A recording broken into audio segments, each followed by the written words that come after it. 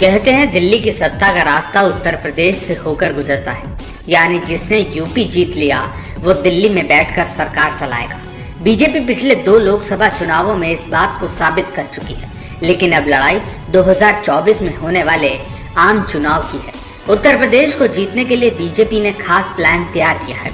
पिछले कुछ दिनों से भाजपा और आरएलडी के गठबंधन की चर्चा थी, लेकिन जयंत चौधरी ने बेंगलुरु जाकर विपक्षी बैठक में हिस्सा लेकर इन अटकलों पर विराम लगा दिया। अब बीजेपी को आरएलडी की तुलना बहुजन समाज पार्टी ज्यादा मुफीद नजर आ रही है। कुछ मीडिया रिपोर्ट्स के मुताबिक बीएसपी और बीजेपी के बीच कुछ पक रहा है और अगर सब कुछ ठीक रहा तो दोनों दल साथ आ सकते हैं और लोकसभा चुनाव में गठबंधन हो सकता है।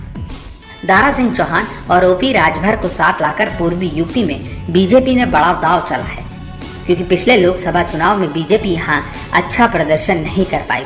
पूर्वांचल के बाद दरअसल पश्चिमी उत्तर प्रदेश पर भी भारतीय जनता पार्टी का फोकस है। जाटलैंड के साथ मुस्लिम वोट बैंक पर हर पार्टी की नजर है। पिछले लोकसभा चुनाव में बहनजी की पार्टी के 10 सांसद जीते थे। ऐसे में बीजेपी को अगर बीएसपी का साथ मिल गया तो सपा और रालोद का सफाया हो सकता है।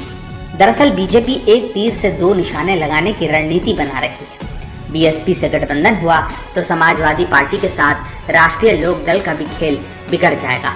खबरें हैं कि बीएसपी के साथ सीटों का तालमेल भी भाजपा ने तय कर लिया है। पिछले लोकसभा चुनाव में बीएसपी को उसकी जीते हुए सीटें देने पर पार्टी नेता सहमत हैं। हालांकि बीजेपी और बीएसपी दोनों की तरफ से इसको लेकर कोई बयान सामने नहीं आया है, लेकिन बीजेपी के कुछ नेताओं का मानना है कि लोकसभा चुनाव से पहले गठबंधन हो जाएगा। आपको बता दें, साल 2007 के विधानसभा चुनाव के बाद मायावती की पार्टी को हार का सामना करना पड़ रहा है। साल 2014 के लोकसभा चुनाव में भाजपा की सुनामी चली और समाजवादी पार्टी सिर्फ 5 सीटों पर सिमट कर रह गई, लेकिन बसपा की हालत बुरी हो गई। उसे 2017 में वापसी की उम्मीद थी, लेकिन ऐसा नहीं हुआ। बुआ ने टीपू के साथ हाथ मिलाया और 2014 में एक साथ मिलकर लोकसभा चुनाव लड़ा, लेकिन नतीजों के बाद यह सियासी गठबंधन भी टूट गया। इसके बाद साल 2022 के विधानसभा चुनाव में बहुजन समाज पार्टी ने अपने दम पर अकेले चुनाव लड़ने का फैसला लिया। मायावती की पार्टी का सिर्फ एक ही विधायक जीत सका और उत्तर प्रदेश से उसका पूरी तरह सफाया हो गया। बीएसपी को डर है कि उसका दलित वोट बैंक लगातार खिसक रहा है। ऐसे में बीजेपी के साथ लोकसभा चुनाव लड़ना उसके लिए भी फायदेमंद साबित हो सकता है। सियासी जानकारों की माने तो मायावती पिछले कुछ दिनों से भारतीय जनता के खिलाफ खुलकर कोई भी बयानबाजी नहीं कर रही हैं और 26 विपक्षी दलों के गठबंधन से भी वो दूर है।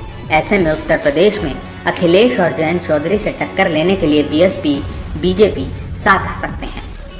मायावती के लिए टेंशन की बात यह भी है कि पिछले चुनाव में सपा के मुकाबले बीएसपी को मुसलमानों का वोट नहीं मिला था।